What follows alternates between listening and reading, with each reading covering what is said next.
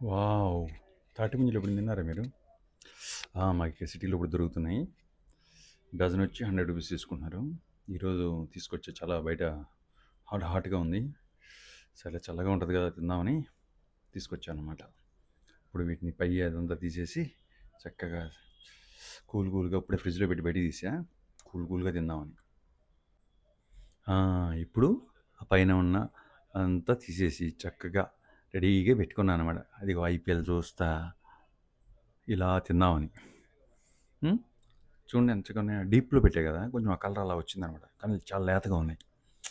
ఏం చేద్దాం బాగున్నాయి. నాకంటే ఇష్టం. నాకిష్టం ఇవి. మీకు? మీకు కూడా ఇష్టమా? ఆహా! అయితే ఒక లైక్ కొట్టొచ్చు కదా! ఏమి ఇంకా ఖర్చులేని పని కదా!